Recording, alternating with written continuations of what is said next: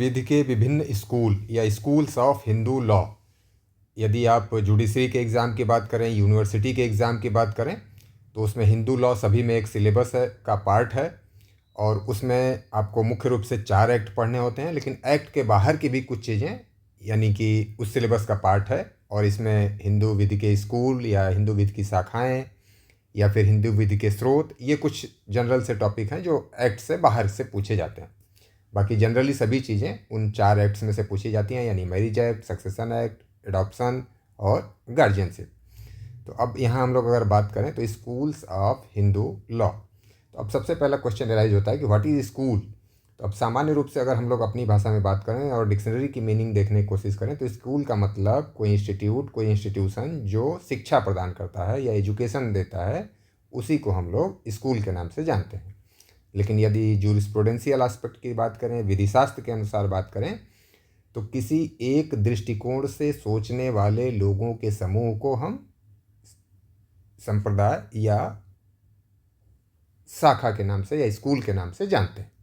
अब जैसे आपने विधि शास्त्र में पढ़ा होगा, तो एनालिटिकल स्कूल, हिस्टोरिकल स्कूल और विभिन्न प्रकार के स्कूल्स हैं। तो उसी तरह से यानी कि हिंदू विधि से संबंधित जो सोचने के या अपने तरीके से फॉलो करने की बातें थीं, एक समान रूप से सोचने वाले लोगों का जो समूह था, उन्हीं को हम पर्टिकुलर स्कूल के नाम से जानते हैं।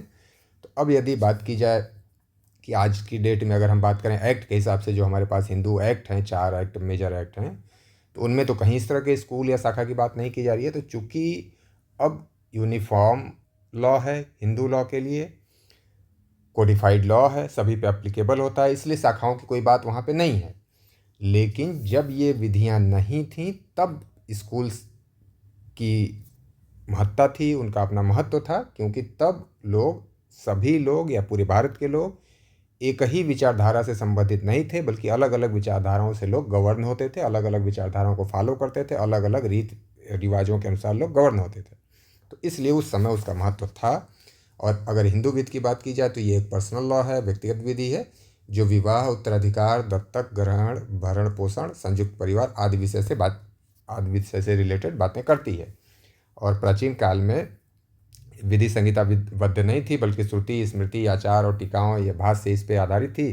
तब उस समय इसका महत्व था। और आज की डेट में अगर आप बात करें, तो इसका अब वो महत्व नहीं रहा। फिर भी कहाँ, कैसे, क्या महत्व है, यह भी हम लोग नीचे बात करेंगे कि कुछ हद तक अभी भी इसका महत्व बना हुआ है। स्कूल से आशय उन व्याख्यात्मक परंपराओं से जिन्होंने धर्मशास्त्रों की अलग अलग व्याख्या की, विशेषकर उत्तराधिकार और संयुक्त परिवार संपत्ति के विषय में। मेनली अगर बात की जाए यानी इन स्कूल्स की, तो ये मेनली संपत्ति और परिवार से संबंधित बात कर रहे हैं। संयुक्त परिवार या कोपार्सनरी या सदाइकी से रिलेटेड इन्होंने बातें की हुई हैं। यद्यपि हिंदू सक्सेशन एक्ट 1956 के बाद उत्तराधिकार कानून काफ़ी हद तक एक रूप हो गया है, यानी यूनिफॉर्म हो गया, फिर भी प्राचीन स्कूलों का महत्व ऐतिहासिक एवं न्यायिक दृष्टि से बना हुआ है। और विशेष रूप से जहाँ पुराने मामले जो 1956 के पहले से लंबित हैं या विवाद उस समय स्टार्ट हो गया था, तब उन मामलों को गवर्न किया जाता है इन्हीं यानी मिताक्षरा विधि और दायभाग विधि, या जहाँ जो भी विधि लागू होती थी, तो इसलिए वहाँ पे उनकी वैल्यू हो जाएगी। या अगर कोडिफाइड लॉ में वो बात स्पष्ट रूप से नहीं की गई होगी, तो उसको इंटरप्रेट करने के लिए भी सहारा लिया जाता है पुरानी विधियों का। तो इस रूप में उनका महत्व आज भी है। अब हिंदू विधि के प्रमुख स्कूलों की बात की जाए, तो मिताक्षरा, दायभाग, मरुमकट्टायम, अली संतान, नंबूदरी, ये कुछ मुख्य स्कूल्स हैं या कुछ मुख्य विचारधाराएं हैं।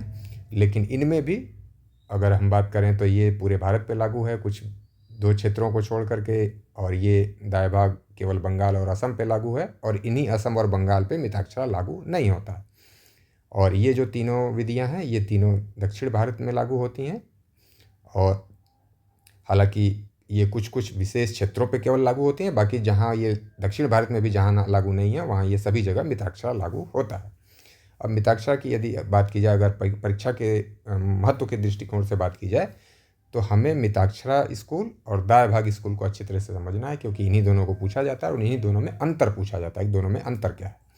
तो मिताक्षरा याज्ञवल्क्य स्मृति पर आधारित एक भाष्य है, टीका है, टिप्पणी है, और इसे विज्ञानेश्वर द्वारा लिखा गया था। यह भारत के अधिकांश भागों में, जैसा मैंने पहले ही कहा कि असम और बंगाल को छोड़ करके, क्योंकि वहाँ पे दाया भाग लागू है। और इसकी मुख्य विशेषता क्या है कि संपत्ति में जन्म से ही अधिकार व्यक्ति को मिलता है और ये संयुक्त परिवार और सहदायिकी की बात करती है।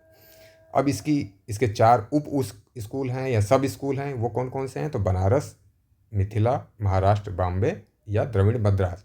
तो ये जैसा कि इसका नाम है, तो ये उत्तर भारत पे लागू है, ये बिहार के क्षेत्रों पे लागू है, ये पश्चिमी भारत पे लागू है और ये दक्षिण भारत पे लागू है। अब दाया भाग की बात की जाए तो दाया भाग के लेखक कौन थे? तो जीमूत वाहन थे और यह मुख्यतः बंगाल और असम में लागू थी।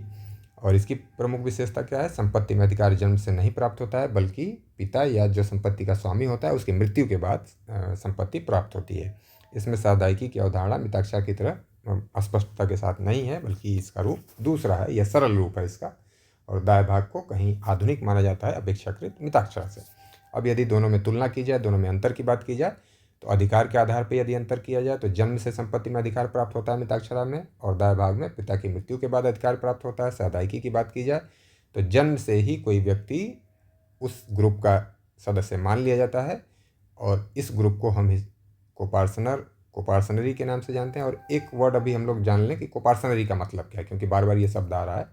तो कोपार्सनरी का मतलब है कि एक ये समूह, और ये समूह किसी संपत्ति को सामूहिक रूप से धारण करता है। जैसे मान लीजिए ये प्रॉपर्टी है, तो ये मान लीजिए पी नाम की प्रॉपर्टी है, तो पी नाम की प्रॉपर्टी इस समूह में जितने व्यक्ति हैं, मान लीजिए A B C D E, मान लीजिए 5 लोग यहाँ पे हैं, तो पांचों लोग सामूहिक रूप से पी नामक प्रॉपर्टी को धारित करते हैं, यानी कि सभी की पूरी संपत्ति मानी जाती है। भले ही बंटवारा करने के बाद एक का अपना शेयर 1/5 हो, लेकिन जब तक इन्होंने विभाजन नहीं किया है पांचों ने मिल करके, तब तक माना जाता है कि पी प्रॉपर्टी इन 5 व्यक्तियों की है।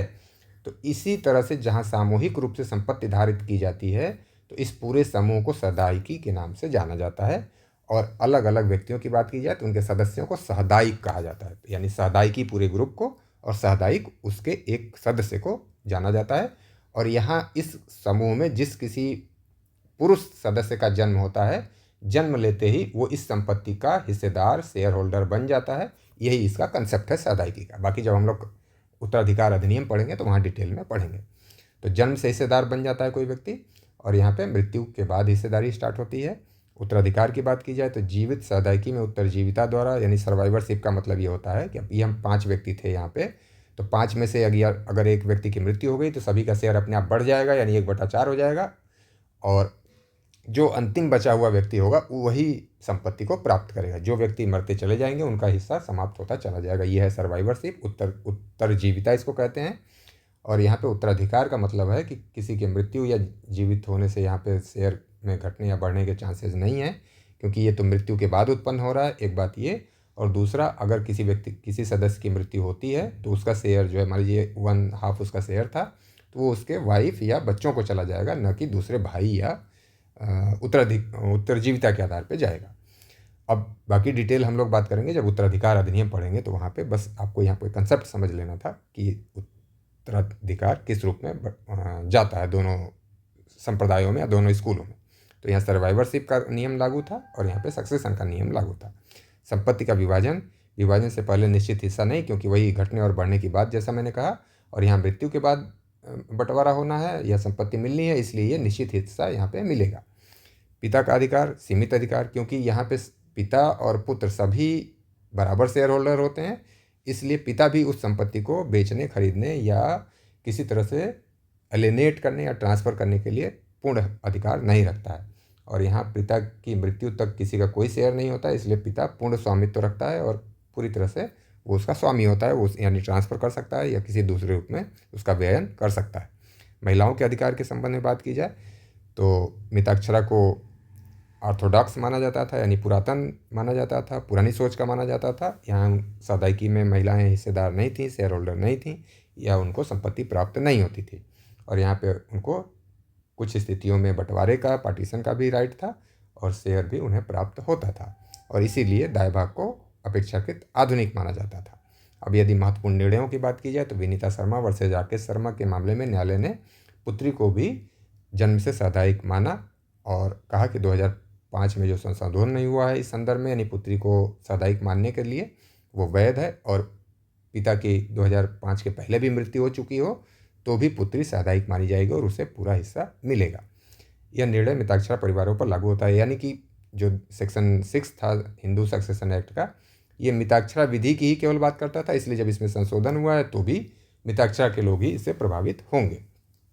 इससे महिलाओं को समान संपत्ति अधिकार प्राप्त हो गया, यानी इस संशोधन से प्लस इस तरह के जजमेंट के आने के बाद। Commissioner of wealth tax versus Chandrasen, और ये मामला मुख्य रूप से पारिवारिक संपत्ति और व्यक्तिगत संपत्ति को लेकर के था और टैक्स को इम्पोज करने से रिलेटेड। तो यहाँ पे माना गया कि उत्तराधिकार में प्राप्त संपत्ति को हमेशा संयुक्त परिवार की संपत्ति नहीं माना जाएगा, बल्कि उसके सोर्स के आधार पर डिसाइड किया जाएगा कि वो संपत्ति संयुक्त परिवार की है या व्यक्तिगत संपत्ति है। इसने मिताक्षरा सिद्धांत की व्याख्या को आधुनिक दृष्टिकोण दिया, यानी अब यहाँ से कहीं ना कहीं नए जो हमारी विधियाँ हैं उनके अनुरूप अब ये डिसीजन इसको सपोर्ट करता है। अब यदि निष्कर्ष की बात की जाए तो मिताक्षरा और दायभाग हिंदू विधि के दो प्रमुख स्कूल हैं, जिसमें मुख्य अंतर संपत्ति में अधिकार के समय और साधायिकी के अवधारणा को लेकर के। समय का मतलब एक में जन्म लेते ही संपत्ति में उसका हिस्सा हो जाता है और दूसरे में गार्जियन या पिता की मृत्यु के बाद हिस्सेदारी उसकी प्रारंभ होती है, और साधायिकी के नेचर के आधार पर दोनों में मुख्य रूप से डिफरेंस है। यदि Hindu succession act amendment act 2005 के बाद दोनों स्कूलों में यद्यपि अब अंतर समाप्त हो गया है, काफ़ी हद तक समानता आ गई है, फिर भी ऐतिहासिक मामलों और 1956 के पहले के विवादों में इनका महत्व बना हुआ है, जैसे मैंने पहले ही स्टार्टिंग में कहा।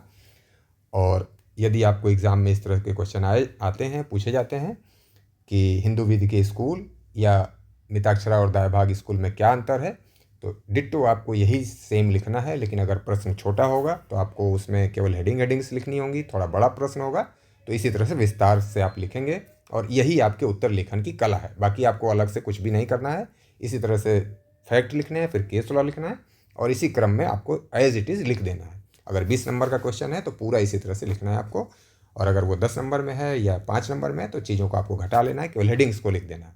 तो इस तरह से आप इसके आंसर राइटिंग करेंगे। और अगर आपको ये वीडियो पसंद आया तो आप चैनल को सब्सक्राइब कर लें, ताकि इस तरह के वीडियो आपको मिलते रहें। अगर आप इस वीडियो को दूसरों को भी साझा करना चाहते हैं तो शेयर करें, लाइक करें, और अगर आप इस वीडियो के बारे में कोई कमेंट करना चाहते हैं तो निश्चित रूप से चैट में लिखें आप। धन्यवाद।